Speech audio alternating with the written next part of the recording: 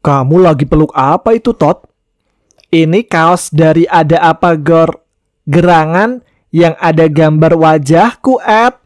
Coba lihat. Tapi kenapa wajahku kamu tutup pembalut? Masa aku harus peluk wajahmu juga, Ed? Emang aku cowok apaan?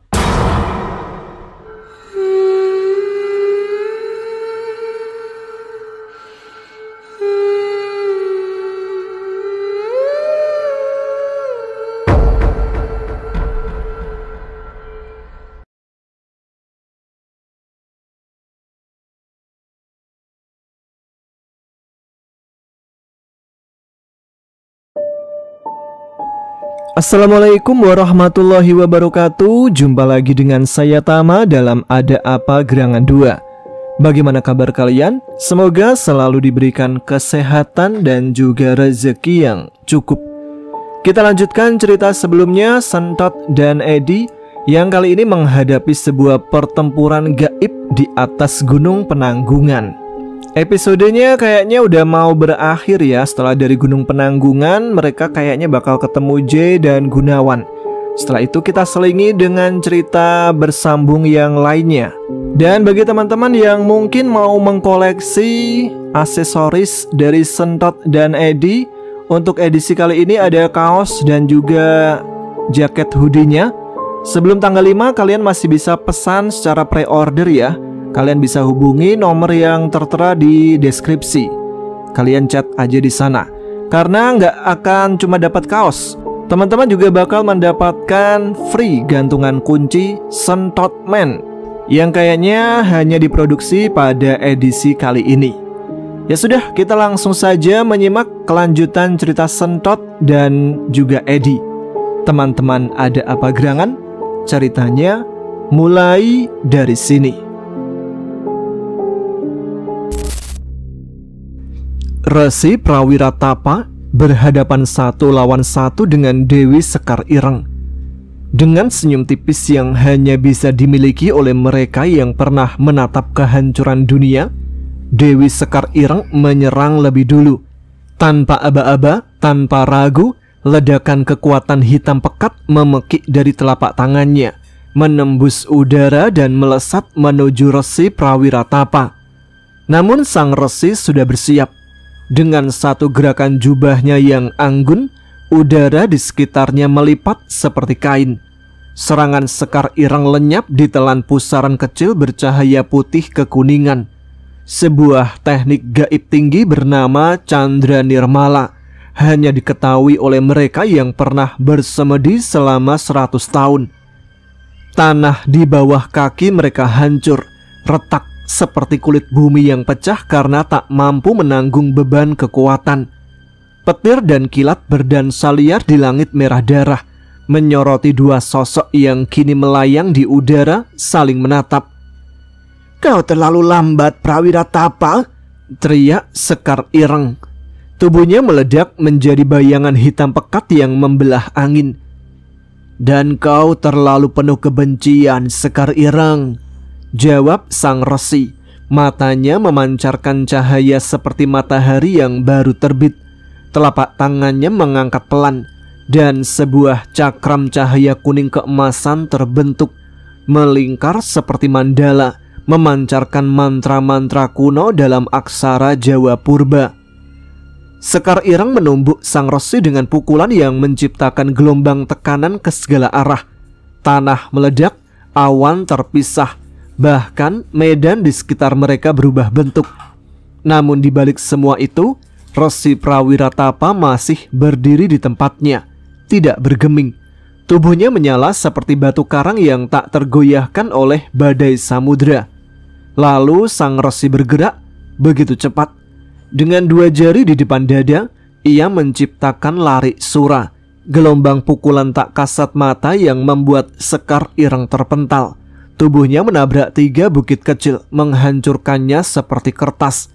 Namun Sekar Ireng tidak menjawab. Dari reruntuhan tanah dan debu, tubuhnya kembali melayang. Sayap-sayap hitam menjulur dari punggungnya. Bulu-bulunya berkilau hitam kebiruan, melesat cepat seperti ribuan pisau. Dia mengeluarkan mantra pemusnah. Banyu Getih Langit, sebuah pusaran darah gaib yang terbentuk dari ratusan tumbal manusia.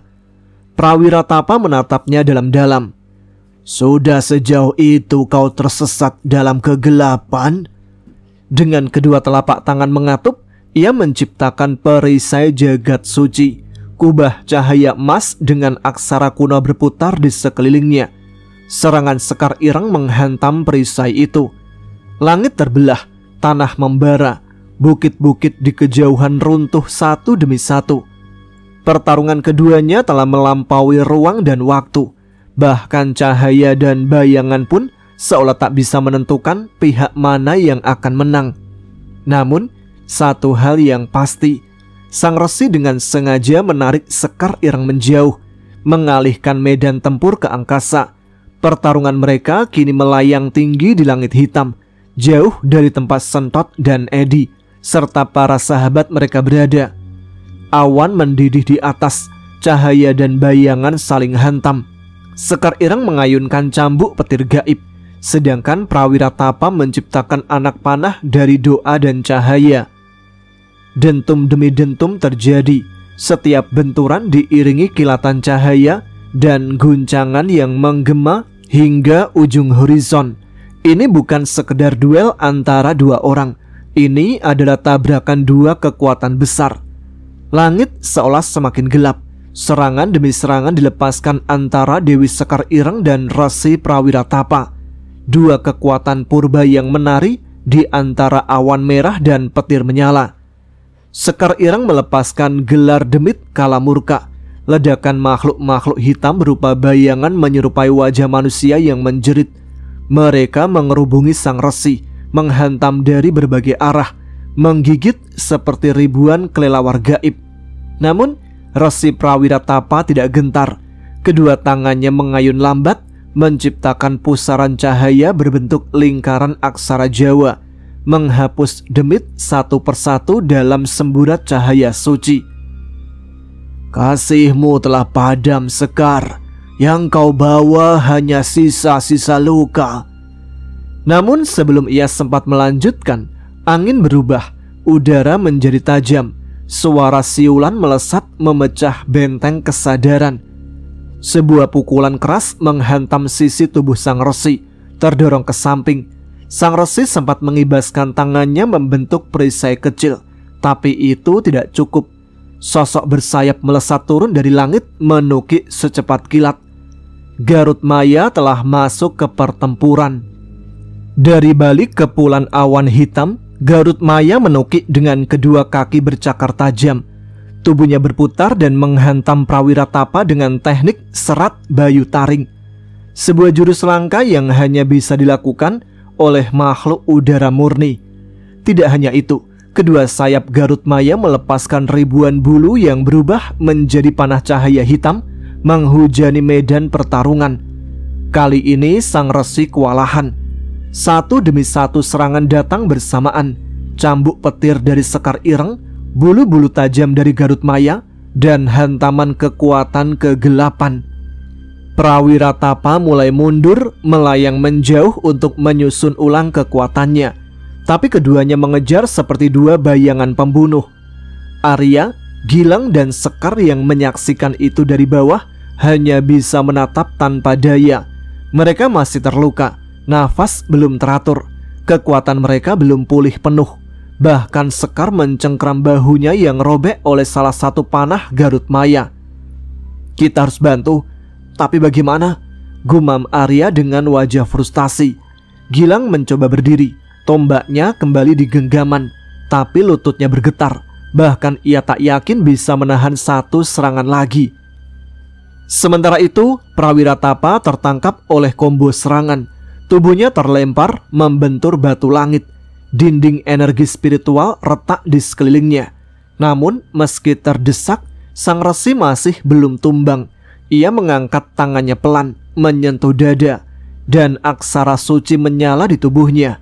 Satu demi satu seperti membaca mantra kuno yang akan membangkitkan kekuatan baru. Langit memerah lebih pekat, seakan turut meratapi ketimpangan yang baru saja terjadi. Di tengah padang jagat luhur yang terbakar oleh sisa-sisa serangan magis, Resi Prawiratapa berlutut. Jubah putihnya tercabik, tubuhnya penuh luka dan debu. Darah halus mengalir dari pelipisnya, tapi mata sang resi masih bersinar tajam. Di hadapannya berdiri 3 sosok yang kini menjadi simbol kegelapan mutlak. Dewi Sekar Ireng mengambang dengan aura hitam berkelok-kelok seperti asap beracun. Senyumnya licik namun penuh amarah. Garut Maya, manusia elang berotot, mengepakkan sayapnya sambil menatap Resi dengan sorot merendahkan. Bulu-bulu tajamnya bersiap untuk menembus daging siapapun yang menghalangi. Dan kini yang baru datang, Jayakrama, tinggi besar dengan tubuh kekar bagai batu. Kulitnya berwarna hitam legam, matanya menyala merah seperti bara, bertanduk besar dan mengenakan selempang dari sisik naga. Jin penakluk gunung penanggungan itu berdiri di atas tubuh lembu gumilar yang tidak sadarkan diri. Kakinya menekan dada makhluk berkepala lembu yang selama ini menjadi penjaga Sekar. 3 kekuatan itu mengepung sang Resi. Sekar Ireng berbicara dengan nada mengejek. "Sudah habis waktumu, Prawiratapa. Para penjaga langit hanya tahu memelihara, bukan melawan." Garut Maya menyambung. "Kau harusnya tetap duduk di puncak gunung, bukan turun ke medan perang." Jayakrama tertawa rendah, suaranya seperti geraman longsoran batu. "Dan kini sang Resi Agung hanya tinggal menjadi debu di antara kami." 3 serangan dilepaskan serentak. Gelombang energi hitam dari Sekar Ireng, panah cahaya hitam dari Garut Maya, dan tinju petir tanah dari Jayakrama menghantam tepat ke arah Resi Prawiratapa. Ledakan besar terjadi, tanah berguncang, batu-batu berterbangan, pohon-pohon tumbang, lembah penuh cahaya spiritual seketika menjadi kelam. Ketika debu mengendap, tubuh sang Resi terbaring diam di tanah, tidak bergerak. Matanya memandang ke langit, ke segala penjuru, dan menyaksikan semua yang di pihaknya telah tumbang. Gilang tergeletak dengan tombaknya yang patah. Arya terluka parah. Sekar bersandar lemah pada batu. Edi dan Sentot masih bersembunyi, gemetar namun penuh amarah dan rasa bersalah. Prawiratapa menarik nafas dalam, lalu tersenyum kecil. Bukan senyum pasrah, melainkan senyum tenang. Dengan suara lemah ia berbisik ke tanah. "Jika terang telah padam, maka cahaya sejati akan datang dari yang tidak disangka." Tiba-tiba udara di sekitar sang Resi mulai bergetar. Bumi bergetar pelan seolah menyimpan sesuatu. Sekar Ireng sempat menyipitkan mata, menyadari senyum sang Resi bukan senyum keputusasaan. Langit jagat luhur menghitam, bukan seperti malam, melainkan seperti kain kabut tebal menggulung dari segala penjuru cakrawala. Resi Prawiratapa, tubuhnya luka dan ringkih, perlahan berdiri kembali. Nafasnya berat, namun matanya membara dengan keteguhan seorang penjaga semesta. Dia mengangkat kedua tangannya tinggi ke langit. Mantra kuno mulai dilantunkan dalam bahasa yang hanya dikenal oleh para leluhur gaib. Setiap kata yang diucapkannya bergema di udara, menggema dalam dada setiap makhluk yang mendengarnya, bahkan yang tengah sekarat sekalipun. "Welas asih jagat, roh leluhur agung, luluh lantakkan angkara lewat titah langit." Tiba-tiba lapisan-lapisan cahaya mengembang dari tubuh sang Resi, membungkus Arya, Sekar, Gilang, Edi, Sentot, dan semua makhluk di pihak cahaya dalam perisai energi berwarna emas putih. Mereka semua terdiam, bahkan yang tidak sadarkan diri pun tubuhnya dilindungi. Sekejap kemudian langit bergetar hebat, petir menyambar menyilang dari berbagai arah, bukit gemetar, udara seperti meleleh, lalu turunlah hujan. Tapi ini bukan hujan biasa. Tetesannya bercahaya seperti perak cair, panas seperti bara, dan saat mengenai tanah, suara desis terdengar. Prajurit-prajurit hitam dari pihak Dewi Sekar Ireng berteriak kesakitan. Tubuh mereka meleleh seperti lilin terkena obor. Jeritan dan erangan memekakkan telinga. Ribuan dari mereka rubuh tanpa bisa bergerak. Tanah berubah seperti lautan asap mendidih. Garut Maya mengeluarkan raungan keras. Sayapnya mengembang, mencoba membentengi dirinya dengan tameng energi berwarna hitam keunguan. Namun air hujan itu menerobos perlahan, menembus celah tamengnya dan membakar kulit serta bulu-bulunya. Ia jatuh ke tanah, menggeliat, meronta. Sekar Ireng berteriak marah. Aura hitamnya menciptakan payung energi. Tapi bahkan kekuatan tumbal ratusan nyawa yang ia miliki tak cukup untuk menghentikan seluruh hujan. Tubuhnya berasap, kulitnya retak-retak, rambutnya mencair seperti malam yang luntur. "Ini tidak mungkin," pakiknya. Namun satu sosok tetap berdiri tegak. Jayakrama. Tubuh besarnya mengambang pelan di udara, diselimuti payung energi hitam pekat yang memantulkan setiap tetes hujan pamungkas itu. "Ini saja ilmu pamungkas sang Resi Agung yang tidak lebih dari hujan keramat." Tatapannya tajam menembus hujan langsung pada sang resi. Sementara itu, Resi Prawiratapa mulai gemetar. Wajahnya pucat, tubuhnya seperti kehilangan daya. Tubuh Jayakrama mulai membesar. Urat-urat hitam menjalar dari dadanya ke seluruh tubuh dan dari setiap celah kulitnya. Asap pekat dan api gelap merembes keluar. Suara gumamnya menggelegar seperti raung guntur dari dalam gua purba. Matanya bersinar merah darah, dan dari telapak tangannya kubah-kubah energi hitam mulai terbentuk, berputar dan mengalirkan kekuatan seperti pusaran neraka. "Sudah cukup main-mainnya. Jagat luhur akan dikubur hari ini." Dari dalam tubuhnya, energi hitam purba meluap. Sebuah magma dari gunung gaib yang terbangun. Langit bergetar, awan terbakar, dan tanah mengelupas dari pijakannya. Semua makhluk di medan tempur hanya bisa terdiam dalam ngeri, karena kekuatan itu bukan sekedar untuk menghancurkan, ia menghapus. Jayakrama menarik nafas dalam, mengangkat tangan, dan "Pergilah bersama cahaya terakhir kalian." Serangan itu meluncur bagai lautan api pekat, bukan sekedar ledakan, melainkan gelombang yang menyerbu dalam satu arah. Arya menggenggam tangan Sekar. Edi menunduk sambil menarik tubuh kecil Sentot. Gilang memeluk tombaknya, dan semua hanya bisa menatap takdir mereka. Tapi sang Resi Prawiratapa dengan tubuh renta dan penuh luka mengatupkan tangan terakhir kali. Darah menetes dari hidungnya, namun sorot matanya tetap tenang. "Jagat luhur, belum saatnya padam." Dengan sisa nafas terakhir, ia menancapkan tongkat kayu suci ke tanah. Cahaya emas membuncah ke atas seperti matahari meledak dalam diam. Dari sana, kubah terakhir mengembang pelan tapi pasti, menyatu dengan perisai yang sebelumnya melindungi rekan-rekannya. Gelombang kehancuran Jayakrama menghantam kubah tersebut. Dentuman maha dahsyat menggetarkan alam. Jagat luhur bergetar hingga ke uratnya.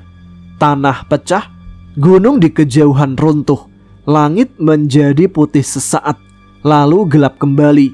Angin badai menghantam setiap penjuru. Dan setelah ledakan itu, hening.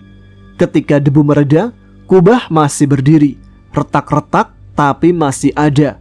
Di dalamnya, semua selamat, terdiam, kaget, dan menatap tubuh sang resi yang kini terbaring tak bergerak. Ia telah memberikan segalanya. Jayakrama di kejauhan masih melayang, namun kini tubuhnya sedikit goyah. Tua bangka itu." Serpian dari ledakan energi Jayakrama yang maha dahsyat memang berhasil diredam oleh kubah pelindung Resi Prawiratapa. Namun energi liar yang menyusup dari celah-celah perlindungan masih menyisakan dampak, terutama bagi mereka yang tidak memiliki perlindungan batin sekuat prajurit jagat luhur. Edi Manusia biasa yang sejauh ini hanya mengandalkan keberanian dan naluri untuk bertahan hidup menjadi korban dari benturan energi itu. Saat semua orang mulai bangkit perlahan dari tanah, mencoba memahami situasi, tubuh Eddie justru terhuyung-huyung. Sentot menoleh dan matanya langsung membesar ketika melihat darah merah gelap menetes dari mulut Eddie. Eddie? Eddie mencoba tersenyum kecil, menyeka darah yang mengalir dari bibirnya, lalu berjongkok sambil menahan perih di dadanya. Serpihan energi Jaya Krama telah menembus dada kirinya. Tidak kasat mata, tapi menghancurkan dari dalam. Aku gak apa-apa, Tot. Yang penting kamu gak kenapa-napa.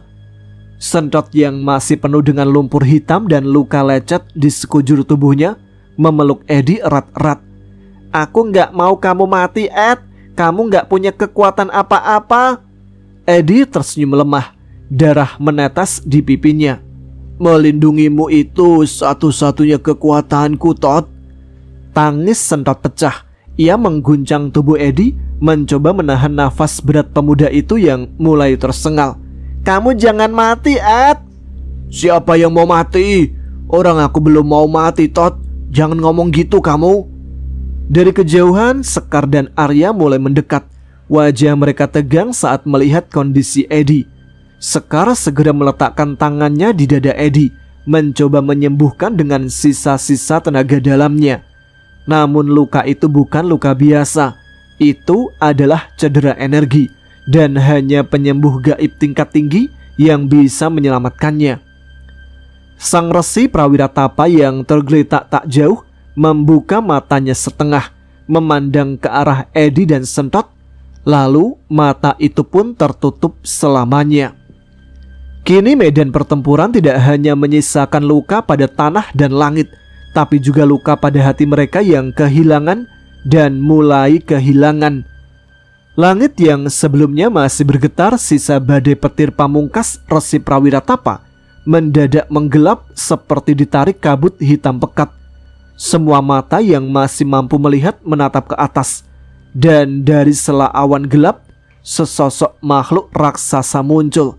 Seekor naga hitam legam bertanduk dua, tubuhnya sebesar gunung kecil, sisiknya berkilau seperti besi panas, dan matanya merah menyala penuh kesadaran. Angin bergulung deras saat makhluk itu menyelam turun dari langit. Sayapnya yang seperti badai mengepak kuat dan menggemparkan jagat luhur.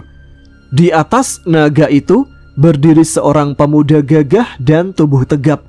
Matanya tajam menatap ke bawah, langsung ke arah Jaya Krama. Wiranggiri, gumam Jaya Krama pelan. Wiranggiri, naga hitam bertanduk dua, adalah salah satu jin purba yang telah lama tersegel sejak perang gaib ratusan tahun lalu.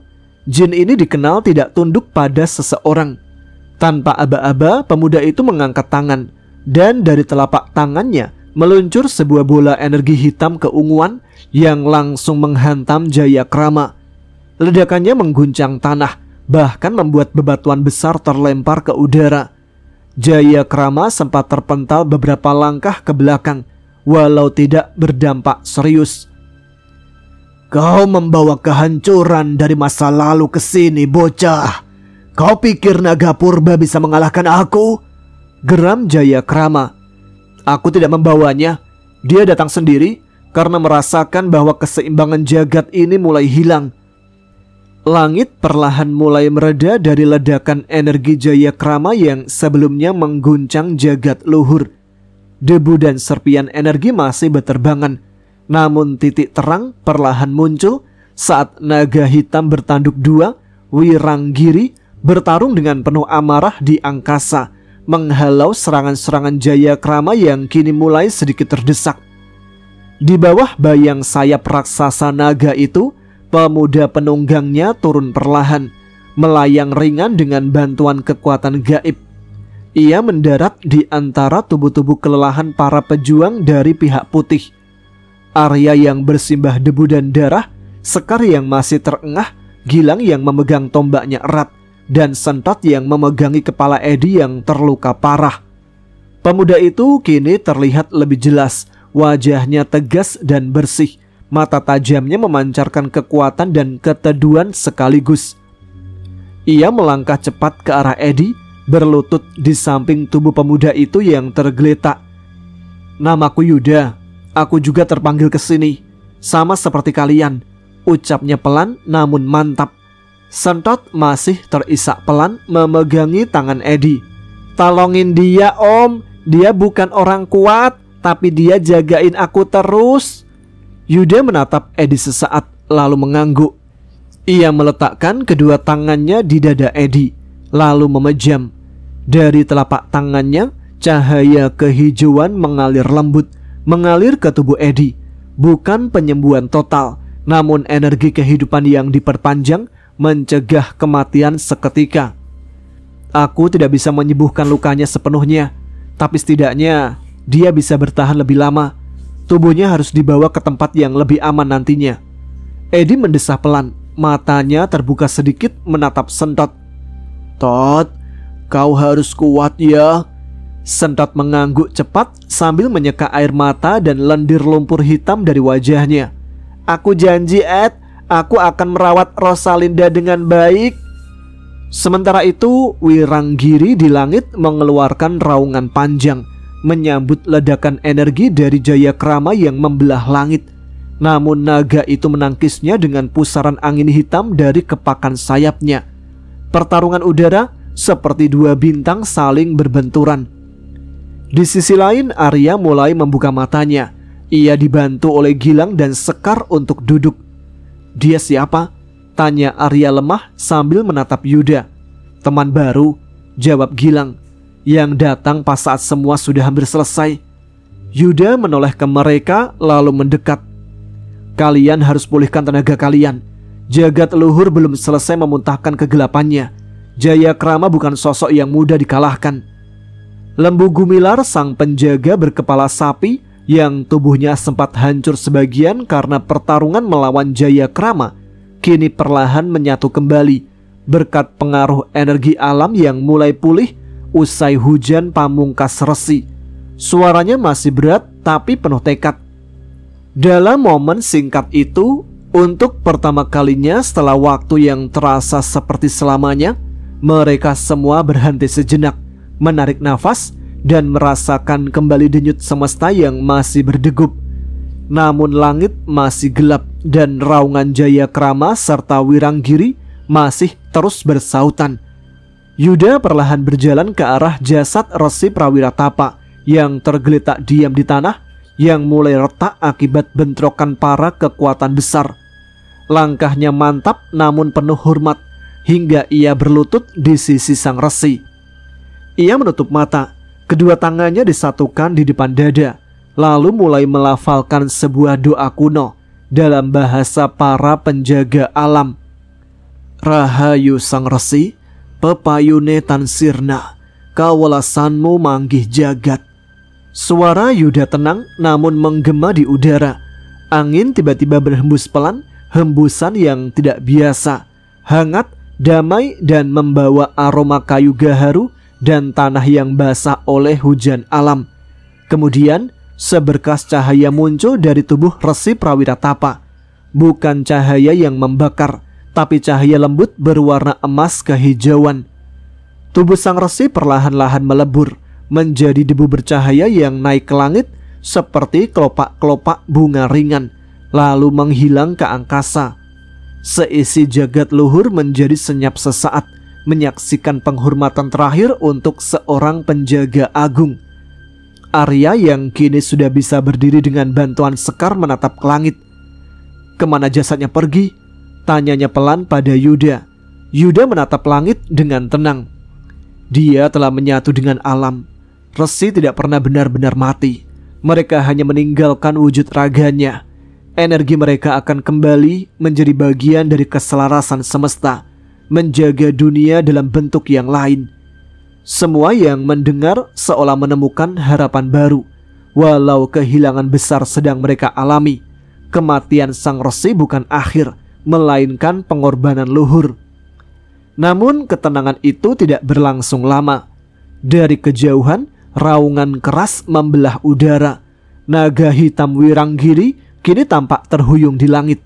Sisik-sisiknya terkelupas terkena hantaman serangan Jayakrama yang luar biasa kuat. Energi Jayakrama tak sekedar kekuatan kasar. Ia mengendalikan energi tekanan dimensi, dan setiap serangan terasa seperti meremukkan ruang itu sendiri. Jayakrama melayang gagah dengan aura hitam pekat menyelimuti tubuh kekarnya. Naga purba, bahkan kalian pun tak sebanding denganku. Wiranggiri mencoba membalas dengan semburan api hitam. Namun Jayakrama menangkisnya hanya dengan telapak tangan, lalu meluncur cepat dan menghantam perut naga itu dengan ledakan energi spiral, membuat tubuh raksasa itu terpental, menghantam gunung kecil di jagat luhur dan menghancurkannya. Yuda menggertakkan giginya lalu berdiri. Kita tidak bisa diam saja. Langit jagat luhur tampak kelam kembali. Angin menggulung debu dan awan hitam bergulung berat menekan suasana. Tubuh Wiranggiri jatuh menghantam bumi, menciptakan retakan tanah dan gelombang energi yang merambat ke segala penjuru. Saat debu mereda, dari kawah kecil itu muncul sosok seorang pemuda berpakaian sederhana. Nafasnya tersengal, tubuhnya gemetar dan bersimbah luka. Itulah wujud Wiranggiri, naga purba yang telah mengorbankan segalanya. Yuda menoleh dengan mata penuh kegetiran. Istirahatlah Wiranggiri, giliran kami. Ia melangkah ke depan. Di sisi Arya, Gilang dan Sekar yang kini telah pulih meski tubuh mereka masih menanggung bekas pertempuran sebelumnya. Keempat keturunan yang dipanggil oleh semesta kini berdiri berdampingan, memandang ke arah Jayakrama, jin hitam penguasa dimensi Gunung Penanggungan yang melayang angkuh di udara dengan auranya yang menggetarkan tanah dan langit. Tanpa aba-aba, Gilang menerjang lebih dulu. Tombaknya berpendar merah putih seperti menyulut udara. Dia mengayun cepat mengunci Jayakrama dalam serangan beruntun. Tombaknya menari seperti kilat. Sementara itu Arya dari kejauhan menghantamkan pukulan-pukulan berisi energi petir putih yang meledak saat mengenai perisai Jayakrama. Sekar menciptakan kabut dan bayangan liar mengalihkan perhatian Jayakrama. Sementara Yuda melepaskan serangan berbentuk segel berbasis angin, mencoba membatasi gerakan raksasa hitam itu. Ledakan energi saling menyambar, angin berdesing, tanah mencuat, langit menggulung. Untuk beberapa saat Jayakrama benar-benar terkurung. Dia menangkis, mundur sesekali, bahkan terhuyung oleh serangan Yuda dan Gilang yang terkoordinasi. Dan bekas luka cahaya mulai terlihat di dada dan lengan Jayakrama. Mereka bisa melawan, teriak Edi dari kejauhan meski masih lemah. Namun seketika Jayakrama menghentikan gerakannya. Tatapannya yang awalnya meremehkan kini berubah menjadi dingin dan tajam. Cukup main-mainnya. Aura hitamnya meledak. Sebuah gelombang energi menghancurkan kabut ilusi Sekar dan menciptakan tekanan gravitasi dahsyat yang membuat empat pahlawan muda itu sulit berdiri. Jayakrama meluncur seperti bayangan hitam, muncul di depan Gilang dan mematahkan tombaknya hanya dengan jari telunjuk. Gilang terlempar, pingsan. Arya maju dengan seluruh tenaganya, melepaskan pukulan pamungkas petir berlapis 5. Tapi Jayakrama menangkapnya dengan satu tangan dan membanting Arya ke tanah hingga tertanam separuh badan ke dalam bumi. Sekar mencoba mengikat Jayakrama dengan mantra alam, tapi Jayakrama menghempaskannya hanya dengan teriakan keras. Suara itu menggetarkan tulang dan memutus aliran energi Sekar, membuatnya muntah darah dan jatuh. Yuda terakhir yang berdiri. Ia tahu ini bukan tentang menang, ini tentang waktu dan pengorbanan. Ia mengerahkan seluruh kekuatan segel anginnya, memadatkannya menjadi tombak cahaya berputar, lalu meluncurkannya lurus ke dada Jayakrama. Tombak itu menembus perisai Jayakrama, menancap. Namun tidak lama, Jayakrama memandang tombak itu, mencabutnya perlahan, lalu menghancurkannya menjadi debu di genggaman. Semua ini sia-sia. Dengan satu ayunan energi hitam, Yuda pun terlempar, terguling dan menghantam batu besar hingga tak bisa bangun. Kini keempat keturunan pilihan terkapar. Jayakrama melayang tinggi, melihat ke bawah dengan senyum kemenangan. Langit yang sejak tadi kelam, kini tampak beriak dalam gelombang cahaya dan bayangan. Jagat luhur menahan nafasnya. Jayakrama dengan tubuh kekar dan aura gelapnya yang membara, berdiri sebagai penguasa tunggal di medan perang. Semua telah tumbang. Semua, kecuali Sentot yang kini perlahan berdiri dari tempatnya bersimpuh. Tiba-tiba, langkah seseorang terdengar pelan. Di sisi reruntuhan, Wiranggiri, perwujudan naga hitam purba, mendekati Sentot dengan sorot mata teduh dan suara dalam. "Putra Lawu, jika kau izinkan, aku akan membangkitkan kekuatanmu. Izinkan aku bergabung di tubuhmu." Sentot menoleh, matanya masih basah, tapi kini di balik air mata itu muncul nyala api yang belum pernah terlihat sebelumnya. Ia mengangguk pelan, kemudian berdiri tegak. Tubuhnya gemetar, bukan karena takut, melainkan karena kekuatan besar yang mulai merambat ke sekujur nadinya. Tiba-tiba, dari sisi lain, sosok lembu gumilar melesat seperti cahaya. Sosok besar bertanduk itu mendekat dengan aura merah keemasan. "Aku juga akan bergabung, seperti waktu itu," ucapnya lantang. Tanpa ragu, dua sosok legendaris itu berubah menjadi cahaya. Wiranggiri menjadi cahaya hitam berkilau biru seperti obsidian menyala. Lembu gumilar menjadi cahaya merah emas seperti bara api purba. Keduanya menyatu ke dalam tubuh Sentot dalam pusaran energi yang menggetarkan bumi. Langit meneriakkan petir, tanah bergetar hingga batu-batu retak. Tubuh Sentot memancarkan dua warna, emas dan hitam, bersilangan seperti pusaran api dari malam. Rambutnya yang semula kusut kini berkibar seperti dilambai badai. Matanya memancarkan kilat putih pekat, dan di punggungnya tampak bayangan kepala lembu dan siluet naga bertanduk dua muncul seperti roh penjaga. Aura Sentot membesar, bukan hanya sebagai manusia, tapi sebagai wadah dari dua kekuatan gaib kuno. Jayakrama yang tadi pongah dan tenang kini mengernyitkan dahi. Ada sesuatu dari Sentot yang bahkan dia, penguasa dimensi hitam, tidak dapat segera mengukurnya. Langkah demi langkah Sentot maju. Setiap langkahnya membuat tanah bergemuruh. Di sekelilingnya, pilar-pilar energi hitam dan emas meledak satu persatu, membentuk jejak api dan bayangan naga. Pertarungan berikutnya akan menjadi pertarungan yang tak pernah dicatat dalam kitab manapun. Di luar, mereka bertiga menyatu dalam satu wujud. Wujud kecil Sentot yang kini sedikit membesar dengan perubahan di beberapa bagian. Sementara di dalam, kesadaran mereka saling berkomunikasi layaknya tiga sahabat dalam satu jiwa. "Kau telah menyakiti sahabatku, aku akan menghancurkanmu." "Siapa namanya?" "Jayakrama." "Jayakrama? Ayo lembu girang, kita lakukan seperti waktu itu." "Hei bocah, sebut namaku dengan benar. Kau jangan sembarangan merubah namaku." "Sudahlah, kau jangan terlalu mempermasalahkan hal sepele," sahut Wiranggiri dengan tenang. "Sekarang kita fokus pada Jayakrama, lembu girang." "Kau jangan ikut-ikutan, Wiranggirang." Sudah, kalian ngapain bertengkar sih?" "Ini semua gara-gara kamu, Sentot Girang." "Tapi itu si Jaya Girang sudah menyerang."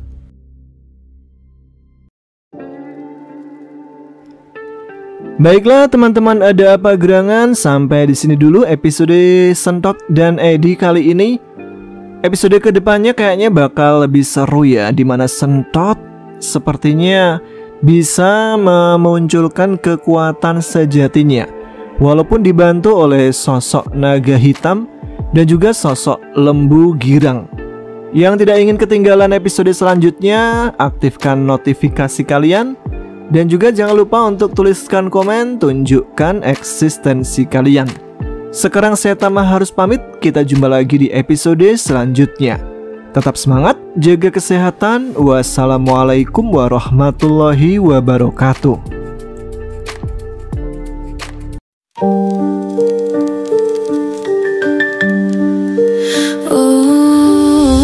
Aku tahu kau merinduku, aku tahu kau menangisiku, aku tahu kau tak relakanku. Aku sama namun hanya membisu. Dari atas sini ku masih bisa memandangmu, meski dengan air mata darah penuhi gaunku. Gaun putih ini perlahan memerah seiring ku tak tentu arah. Gaun putih ini perlahan lusuh seiring kau dan aku jauh. Di jalan ini, di antara ilalang tinggi, kau pernah membawa diri ini. Di jalan ini pula tubuhku mereba berdarah mati dan mereka lari.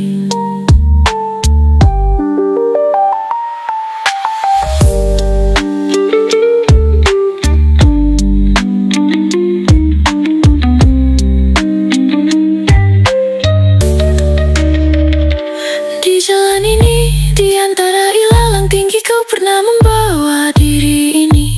Di jalan ini pula tubuhku mereba berdarah mati dan mereka lari. Di jalan ini, di antara ilalang tinggi, kau pernah membawa diri ini. Di jalan ini pula tubuhku mereba berdarah mati dan mereka lari. Di jalan ini, di antara ilalang tinggi, kau pernah membawa diri ini. Di jalan ini pula tubuhku mereba berdarah mati dan mereka lari.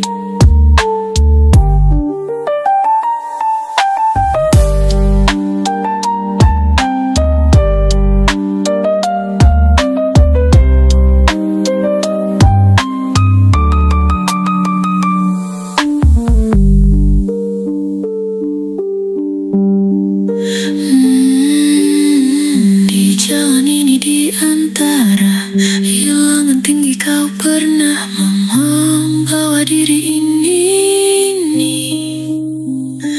Di jalan ini pula tubuhku mereba berdarah mati dan mereka